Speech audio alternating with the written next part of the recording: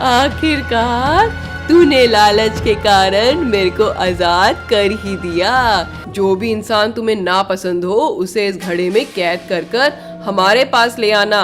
हम उसके बदले तुम्हें बहुत सारा खजाना देंगे। अगले दिन भूतनाथ भी, जो डायन का पति होता है, वो भी किसी इंसान के खून की तलाश में निकल पड़ता है। अरे भाई, तुम्हारे गोलू को वो भूतनाथ पकड़कर ले गया है। एक समय की बात है, एक गांव में एक लालची किसान अपने खेत में खेती कर रहा होता है। वहीं खेती करते करते उसे अपना पड़ोसी दिखाई देता है और उसे देखकर वो मन में बड़बड़ाने लगता है और कहता है, अरे इस बार इसने ज्यादा अनाज उगाकर बहुत रुपया कमा लिया है, लेकिन इस बार मैं भी हार नहीं मानूंगा। दुगना अनाज कमाऊंगा और दुगने मुनाफे से ज्यादा अमीर बन के दिखाऊंगा और इसको फिर ठेंगा दिखाऊंगा। ऐसा बड़बड़ाते हुए जैसे ही वो खेती करने के लिए फावड़े को जमीन में मारता है, तभी उसका फावड़ा किसी चीज से टकराता है और अजीब सी आवाज उसको सुनाई देती है, जिसे सुनकर वो लालची किसान कहता है, अरे वाह, ये तो लग रहा है किसी ने खजाना गाड़ रखा है। अरे वाह, इससे अच्छी चीज हो क्या सकती है। फटाफट से निकाल कर देखता हूँ है क्या। ऐसा कहते हुए वो लालची किसान इतना लालची होता है कि वो फावड़ा छोड़ के हाथ से ही उसको खोदना शुरू कर देता है। जैसे ही जमीन को खोदना शुरू करता है तो जमीन के अंदर से एक बहुत बड़ा सोने का घड़ा निकल आता है। उस सोने के घड़े को देखकर लालची किसान कहता है, अरे वाह, सोने का घड़ा, मेरी तो लॉटरी ही लग गई। भगवान तो जब देता है छप्पड़ फाड़ के देता है। अब तो मुझे जिंदगी भर खेती करनी ही नहीं पड़ेगी। ऐसे ही मैं इस गांव में सबसे अमीर हो जाऊंगा। लालची किसान जल्दी से उस घड़े का ढक्कन हटा देता है। जैसे ही वो उसका ढक्कन हटाता है, उसमें से बहुत बड़ा सांप बाहर आ जाता है, जिसे देखकर वो लालची किसान बहुत डर जाता है। तभी सांप उसे कहता है, अरे भाई, डरो मत, डरो मत, ये मैं हूँ, मैं तुम्हारा कुछ नहीं बिगाड़ूंगा। तुमने तो बल्कि मुझे इस जमीन में से आजाद किया है। मैं कब से इस घड़े में कैद था। तुमने तो मुझ पर बहुत बड़ा उपकार किया है। तभी लालची किसान उस सांप से कहता है, अरे भाई, मुझे तो सोना चाहिए था। मैंने तो सोचा इस घड़े में बहुत सारा सोना खजाना होगा, लेकिन यहाँ तो तुम निकल आए। तभी सांप ये बातें सुनकर उस लालची किसान से कहता है, अगर तुम्हें खजाना चाहिए तो इस जमीन में एक और घड़ा है, जल्दी से खोद के उसको निकालो और जितना चाहोगे उतना खजाना तुम्हें उस घड़े के अंदर मिल जाएगा और तुम्हारी 7 पुश्तें भी आराम से बैठकर खाएंगी। तुम्हें मरते दम तक कमाने की जरूरत नहीं पड़ेगी।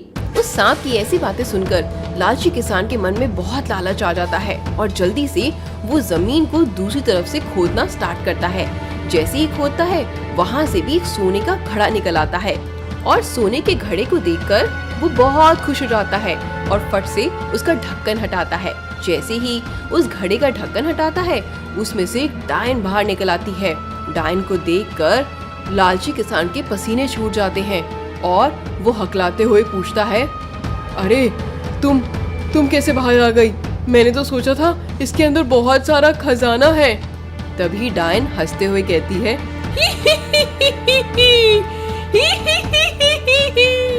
आखिरकार तूने लालच के कारण मेरे को आजाद कर ही दिया, लेकिन मैं इस घड़े में सालों से कैद थी, जिसकी वजह से मैं बहुत भूखी हूँ और अब मैं तेरा खून पीकर अपनी प्यास बुझाऊंगी और इस घड़े में रहने की वजह से मेरी शक्तियाँ भी खत्म हो गई। तेरा खून पीकर मुझे वापस से मेरी शक्तियाँ मिल जाएंगी।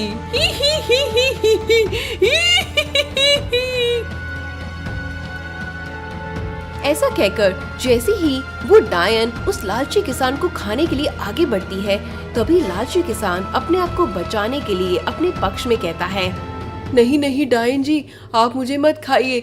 एक तो मैंने आपकी मदद करी, आप इतने समय से यहाँ पर कैद थी, मैंने आपको आजाद कराया। आपको तो बल्कि मुझे खजाना देना चाहिए इनाम में, और आप हैं कि मुझे ही खाने चली, मुझे ही अपना शिकार बना रही हैं। लालची किसान की ऐसी बातें सुनकर डायन बोली, अरे तू न्याय की बातें करता है, तू खुद कितना लालची है। कमाई करना नहीं चाहता और फोकट में बैठ के खजाने के मजे लूटना चाहता है। बड़ा आया मेरे को न्याय की शिक्षा देने वाला। चल निकल, अब तो तुझे मैं खाऊंगी, तेरा खून पीऊंगी और फिर चैन से अपनी जिंदगी काटूंगी और अपने अगले शिकार की खोज करूंगी। तभी लालची किसान उसको बहुत ज्यादा समझाता है और कहता है, नहीं नहीं डाइन जी, मेरे 2 छोटे छोटे बच्चे हैं, अगर आप मुझे खा लोगी तो वो अनाथ हो जाएंगे। आप मुझे बताएं, मैं आपके खाने की खोज करता हूँ। डाइन उसकी बातें सुनकर कुछ सोचती है और कहती है, चलो ठीक है, मान लेती हूँ तुम्हारी बात, लेकिन उससे पहले ये जो तुमने पहला घड़ा निकाला था उसमें मेरे स्वामी हैं, यानी भूतनाथ जी हैं। पहले मैं उनको ठीक तो कर दूं। तभी वो डायन उस सांप पर अपनी शक्तियां चलाती है, जिसका रूप बदलकर वो भूतनाथ में बदल जाता है और वो अपने पति को प्रणाम करते हुए कहती है, देखो हम दोनों इस घड़ों में कैद थे, इसलिए बहुत समय से भूखे हैं। तू हमारे खाने का जल्दी इंतजाम कर, नहीं तो हम तेरा ही खून पी जाएंगे और अपनी शक्तियों को वापस हासिल कर लेंगे। फिर तू अपनी सोच कि तेरा क्या होगा। ऐसी डायन की बातें सुनकर लालची किसान उसे वादा करता है और कहता है, हाँ हाँ आप मुझे बताएं, मैं अभी आपके लिए खाना लेकर आता हूँ। तभी डायन उस लालची किसान को घड़ा देती है और कहती है, अरे तुम ये लो घड़ा, और जो भी इंसान तुम्हें ना पसंद हो उसे इस घड़े में कैद कर कर हमारे पास ले आना। हम उसके बदले तुम्हें बहुत सारा खजाना देंगे और हम इसका खून पीकर शक्तिशाली हो जाएंगे। और हाँ, इसके साथ एक बात का और ध्यान रखना, तुम्हें इस घड़े में उस इंसान को डालने के लिए एक मंत्र का जाप करना होगा। घड़ा ओ घड़ा, ये आदमी है खड़ा, इसको अपने अंदर कैद कर ले। ये मंत्र का जाप तुमने उस समय करना होगा जिसको भी तुमने घड़े में कैद करना होगा। समझ रहे हो ना तुम? डायन की ऐसी बातें सुनकर फटाफट से लालची किसान हाँ कर कर उस जगह से निकल जाता है और किसी इंसान की खोज करने लगता है। तभी उसको कुछ दूरी से आता हुआ एक शराबी दिखाई देता है। तब वो सोचता है, अरे ये शराबी किस काम का, इसका खून अगर डायन पी लेगी तो मेरी जान बच जाएगी और मुझे बहुत सारा खजाना मिल जाएगा, जिससे मैं आराम से जिंदगी भर आराम करूंगा। ऐसा करता हूँ, इसको झट से इस घड़े में कैद कर लेता हूँ। ऐसा कहकर वो शराबी आदमी को घड़े के अंदर बंद कर लेता है और फौरन उस आदमी को लेकर डायन के पास चला जाता है। जैसे ही वो घड़ा उस डायन को देता है, डायन उसे अपने साथ एक जगह ले जाकर उसका पूरा खून पी लेती है और शक्तिशाली होने के बाद उस किसान को सोना दे देती है। अगले दिन भूतनाथ भी, जो डायन का पति होता है, वो भी किसी इंसान के खून की तलाश में निकल पड़ता है। तभी उसे एक मासूम बच्चा दिखाई देता है, जिसे वो घड़े में कैद करके उस डायन के पास ले जाता है और कहता है, देखो धर्मपत्नी जी, आपके लिए कितना बढ़िया खाना लेकर आया हूँ। आप जल्दी से इसका खून पी लें और शक्तिशाली हो जाएं। डायन उस मासूम से बच्चे को देखकर बहुत खुश होती है और कहती है, अरे तुम तो बड़े नरम और ताजे ताजे खून हो, तुम्हें खाकर तो मुझे मजा ही आ जाएगा और मुझे अलग सी संतुष्टि भी मिल जाएगी, मेरी सारी शक्तियाँ भी वापस आ जाएंगी। इसके बाद डायन ऐसा कहकर उस बच्चे को खाने के लिए उसकी ओर बढ़ती है। तभी लालची किसान के पास गांव का एक बूढ़ा व्यक्ति आता है और कहता है, अरे भाई, तुम्हारे गोलू को वो भूतनाथ पकड़कर ले गया है, जल्दी से उसको बचा लो, नहीं तो वो उसको खा जाएगा। तभी लालची किसान घबरा जाता है। घबराहट में वो सारे गांव वालों को इकट्ठा करता है। इकट्ठा करने के बाद वो सारी बातचीत अभी तक की उन सारे गांव वालों को बताता है कि कैसे उसे वो डायन मिली और लालच में आकर उसने एक व्यक्ति का खून उसे चखा दिया, जिसकी वजह से उसकी भूख शांत होने का नाम ही नहीं ले रही है। ये सारी बातें वो गांव वाले को बता देता है। गांव वाले कहते हैं, अरे लालची, तेरी वजह से हमारा गांव इतने बड़े संकट में आ गया है। छोड़, तुझे तो हम बाद में देख लेंगे, पहले हम उस नन्हे बच्चे को बचाते हैं। लेकिन इसके लिए हम कुछ नहीं कर पाएंगे, हम उस डायन से नहीं लड़ पाएंगे। इसके लिए हमें नागराज की मदद की जरूरत होगी। तभी वो नागराज को तुरंत बुलाकर लेकर आते हैं और अपने साथ उसे उस डायन के पास लेकर जाते हैं। जैसे ही वो डायन खुश होकर उस मासूम से बच्चे को खाने के लिए आगे बढ़ती है, तभी बच्चा अपनी सूझबूझ से कहता है, अरे डायन, तुम मुझे खाएगी और तू मुझे कहती है मैं कब से इस घड़े में कैद हूँ। तू इतनी बड़ी, इतनी विशाल और इस छोटे से घड़े में भला कैसे कैद हो सकती है? मैं नहीं मानता। तब डायन उससे कहती है, अच्छा ये सब बातें छोड़, बता तेरी आखिरी इच्छा क्या है मरने से पहले।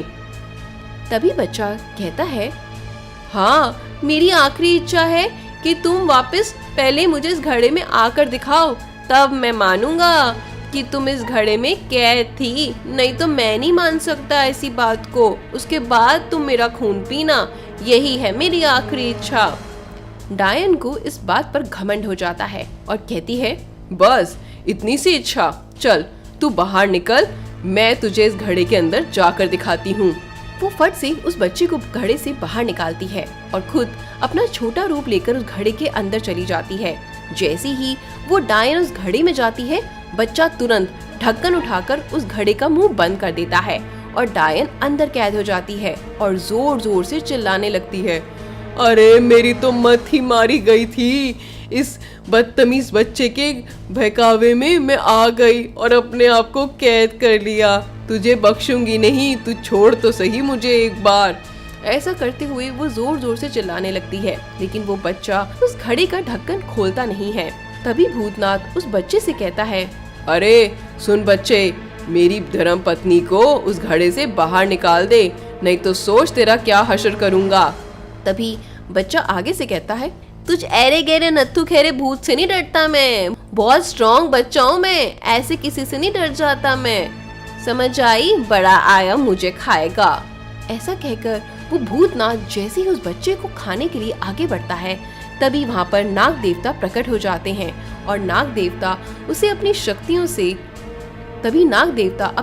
से उस भूतनाथ की बहुत ज्यादा धुलाई करते हैं, उसे शक्तियों से मार देते हैं और जिस घड़े में डायन कैद होती है वो उसे लेकर वहाँ से चले जाते हैं और उस घड़े को एक तालाब में बहुत दूर फेंक देते हैं। तो बच्चों, इससे हमें क्या शिक्षा मिलती है कि जब हमारे ऊपर कोई मुसीबत आती है तो हमें किसी और पर निर्भर होने की जरूरत नहीं, बल्कि अपनी सूझबूझ से अपनी जिंदगी में आए हर मुसीबत से हम खुद ही बाहर निकल सकते हैं। तो अगर आपको मेरी कहानी पसंद आई हो तो वीडियो को लाइक और शेयर जरूर करें। धन्यवाद।